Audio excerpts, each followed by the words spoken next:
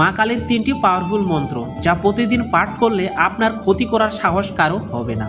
কথায় আছে ভক্তিই মূল মন্ত্র, তবে বৈদিক মতে পূজা অর্চনা তো বিধিবদ্ধ নিয়ম আছেই। শাস্ত্রে বলা আছে মা কালীর এই 3টি মন্ত্র প্রতিদিন পাঠ করলে আপনাকে ক্ষতি করার সাহস কারো হবে না। তাই চলুন মন্ত্রগুলি জেনে নেওয়া যাক। নাম্বার 1, মা কালীর বীজ মন্ত্র। ওম ক্রিং কালিকায় নমঃ।